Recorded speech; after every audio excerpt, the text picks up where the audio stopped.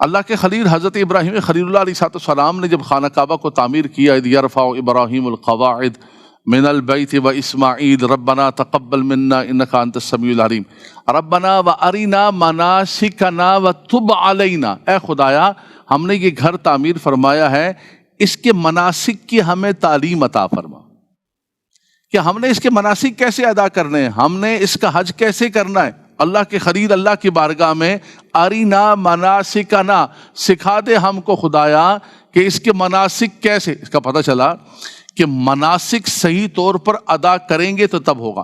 تو فرمایا تمام شرائط و احکامات و لوازمات کے مطابق جیسے اللہ تبارک و تعالیٰ اس کے رسول صلی اللہ تعالیٰ علیہ وسلم نے حکم فرمایا۔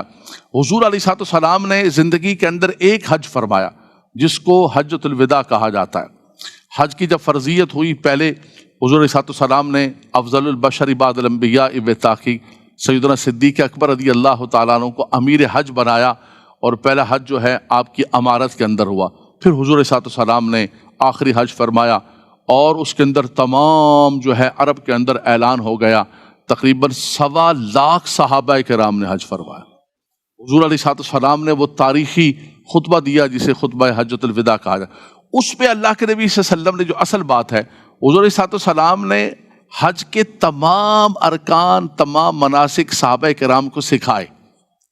جیسے ایک استاد، ایک مربی، ایک محسن اپنے شاگردوں کو ایک ایک چیز سکھاتا ہے، یہ قیامت تک آنے والے تمام مسلمانوں کے لیے ایک تعلیم ہو گئی کہ کس جگہ قیام کرنا ہے، کس جگہ کیا کرنا ہے، حضور علیہ السلام نے کیسے کیا۔ اللہ اکبر۔ فرمایا تمام چیزوں کو حضور علیہ السلام نے پریکٹیکل کیا، صحابہ کرام نے اسے محفوظ فرمایا۔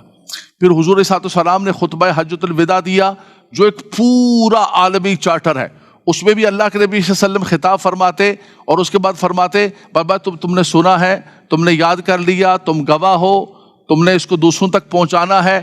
فرمائے ایک کمپلیٹ جیسے ہوتا ہے ویسے ایک مکمل حج کر کے رہتی دنیا تک قیامت تک حضور علیہ السلام سکھا کے چلے گئے کہ حج وہ ہے۔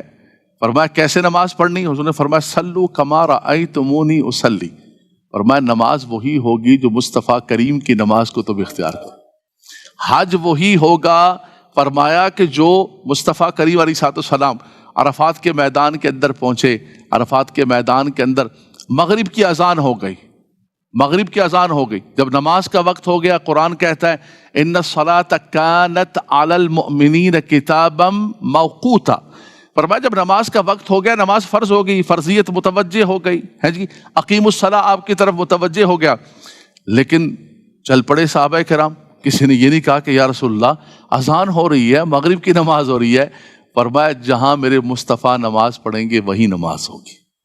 حضور صلی اللہ علیہ وسلم نے فرمایا کہ ہم چل کر مزدلفہ کے اندر مغرب کی نماز پڑھیں گے عشاء کے وقت میں۔ اللہ اکبر، یار یہ کیا ہو گیا، یہ کیسے ہو سکتا ہے، مغرب کی نماز مغرب کے وقت میں ہوگی عشاء؟ فرمایا صحابہ کرام کسی نے اعتراض نہیں کیے کہ یا رسول اللہ قرآن کی آیت ہے، نص قطعی ہے کہ ان الصلاۃ کانت علی المؤمنین کتابا موقوتا، بلکہ اللہ کے نبی صلی اللہ علیہ وسلم نے فرمایا کہ چلو چل پڑے مزدلفہ کے اندر، رات کو پہلے مغرب کی نماز پڑھی، پھر عشاء کی نماز پڑھی۔ صبح جو ہے صحابہ کرام فرماتے ہیں کہ اللہ کے نبی صلی اللہ علیہ وسلم نے پوچھا کہ اے میرے صحابہ کرام یہ مجھے بتاؤ میرے ساتھیوں کہ آج یہ کون سا مہینہ ہے؟ سب کو پتہ ہے حج کر رہے ہیں، حج کا مہینہ۔ عرض کی یا رسول اللہ اللہ عالم، اللہ جانتا ہے، اللہ کا رسول جانتا ہے۔ حضور نے فرمایا کہ یہ حرمت والا مہینہ ہے، حج کا مہینہ۔ کون سا دن ہے آج؟ اللہ و رسولہ عالم، اللہ اور اس کا رسول جانتا ہے۔ حالانکہ سب کو پتہ ہے کہ آج جو ہے 10 تاریخ ہے اور حج کا مہینہ ہے۔ فرمایا کون سی جگہ ہے یہ؟ اللہ و رسولہ عالم، اللہ جانتا ہے، اللہ۔ یہ حدیث پاک کے اندر ہے۔ بعد میں پوچھا صحابہ کرام سے کہ سب کو پتہ ہے حج کا مہینہ ہے، سب کو پتہ ہے کہ حرم کے اندر کھڑے ہیں، مکہ مکرمہ کے اندر کھڑے ہیں، ہمیں کیا پتہ کون سا حج کا مہینہ ہے، کون سا شہر ہے؟ فرمایا میرے مصطفیٰ اگر کہہ دیتے کہ یہ ذوالحج نہیں ہے ذوالقعدہ، ہم اس کو ذوالقعدہ مان لیتے۔ فرمایا ہمیں کیا لگے، ہمیں تو حضور جو فرما دیں گے کہ یہاں نماز نہیں پڑھنی ہے، یہاں آ کے نماز پڑھنی، ہم نے وہی نماز پڑھی۔ حضور جو فرمائیں گے، صحابہ کرام اللہ اکبر۔ تو حج وہ ہے کہ میرے مصطفیٰ کریم علیہ السلام، بلکہ کوئی بھی عبادت ہے اس کو ایسے اختیار کریں کہ جیسے اللہ اور اس کے رسول نے حکم دیا ہے۔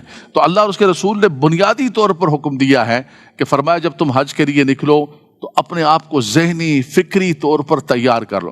دیکھیں انسان کسی چیز کے لیے جب ذہنی طور پر تیار ہو جاتا ہے نا، یہ انسان کے اندر اللہ تبارک و تعالیٰ نے صلاحیت عطا فرمائی، قوت عطا فرمائی، اور اس کا جو ارادہ ہے، اس کی جو قوت ہے، اور اس کو اللہ تبارک و تعالیٰ نے ایک جو کانفیڈنس دیا ہے، اگر انسان ارادہ کر لے تو وہ پہاڑوں کو مسخر کر دے، زمین و آسمان کو مسخر کر دے۔ رب تبارک و تعالیٰ نے اس کو اتنی پاور و طاقت عطا فرمائی ہے، لیکن اگر وہ کرنا چاہے وَمَنْ أَرَادَ الْآخِرَةَ وَسَعَى لَهَا سَعْيَهَا وَهُوَ مُؤْمِنٌ فَأُولَٰئِكَ كَانَ سَعْيُهُمْ مَشْكُورًا۔ فرمایا اگر تم آخرت کا ارادہ کرو گے، اگر تم یہ ارادہ کرو گے کہ میں نے اس حج کو حج مبرور بنانا ہے، حج مقبول بنانا ہے، میں نے رسم حج نہیں ادا کرنی ہے، میں نے اللہ تبارک و تعالیٰ کے رضا کے لیے، اللہ تبارک و تعالیٰ کے خوشنودی کے لیے۔ میں نے آغاز کے اندر ذکر کیا تھا کہ کچھ عبادات ایسی ہیں جو صرف بدنی عبادت ہے، جیسے نماز کا ادا کرنا، کچھ عبادات ایسی ہیں جو صرف مالی عبادتیں، جیسے زکوٰۃ کا، صدقات کا ادا کرنا۔ حج وہ عبادت ہے جو بدنی اور مالی عبادتوں کا مجموعہ ہے، اس میں آپ کی اسٹرگل بھی لگتی ہے، آپ کا وقت بھی لگتا ہے، آپ کا مال بھی لگتا ہے، آپ گھر بار کو چھوڑتے ہیں، اپنے آرام کو چھوڑتے ہیں، اپنے وطن کو چھوڑتے ہیں، آپ تکلیف برداشت کرتے ہیں۔ اور یہ بھی یاد رکھیے کہ جو حضرات حج پر جا رہے ہیں، جتنی زیادہ تکلیف ہوگی، جتنی زیادہ مشقت ہوگی، وہاں منا کے اندر شور، پانی نہیں ہے اور کھانا نہیں آیا، یار کیا ہو گیا؟ پورے ہم زندگی، حج تو زندگی میں ایک مرتبہ فرض ہوتا ہے جی، وَلِلَّهِ عَلَى النَّاسِ حِجُّ الْبَيْتِ مَنِ اسْتَطَاعَ إِلَيْهِ سَبِيلًا۔ فرمایا زندگی میں ایک مرتبہ حج فرض ہے، وہ بھی اس کے لیے جو صاحب استطاعت ہو۔ فرمایا صاحب استطاعت ہو، اور اس کے بعد جو ہے وہ حلال کمائی سے حج کرے۔ یہ نہ ہو کہ لوگوں کا مال کھایا ہوا ہے، لوگوں کے پیسے دبائے ہوئے ہیں، لوگوں کا فلاں، اور جو ہے صاحب چل پڑے حج کرنے کے لیے۔ حج تو اللہ کے رضا کے لیے ہے، حج تو اپنے گناہوں کی معافی کے لیے، لیکن گناہ وہ نہیں ہے کہ لوگوں کے مال کو ہڑپ کر کے، لوگوں کو چکر دے دے کر آپ جائیں کہ بھئی خانہ کعبہ کے میں چکر لگاؤں گا تو یہ لوگوں کو دیے ہوئے چکر سب معاف ہو جائیں گے، ایسا نہیں ہوگا۔ یہ جو لوگوں کے مالی معاملات ہیں اور لوگوں کا جو لین دین ہے، اس کو آپ کو پورا کرنا پڑے گا۔ فرمایا حلال روزی سے کرے، اور فرمایا کہ وہ انسان تمام شرائط کے مطابق کرے۔ فرمایا وہ ایسے لوٹ کے آئے گا کہ جیسے آج ہی اس کی ماں نے جانا ہے، زندگی کا نیا آغاز ہو جائے گا۔ اللہ اکبر۔ کہتے ہیں بھائی حج کس کا قبول ہوا، کس کا حج مقبول ہوا، کون حقیقی حاجی بنا، یا صرف ایک نیم پلیٹ یا وزٹنگ کارڈ چینج ہو گیا؟ حاجی رحمت اللہ صاحب، حاجی کرامت اللہ صاحب، بس گھر کی نیم پلیٹ اور وزٹنگ کارڈ از چینج، اس کے ساتھ حاجی کا لفظ آ گیا اور الحاج کا لفظ آ گیا اگر زیادہ کیے۔ فرمایا نہیں، کس کا حج قبول ہوا؟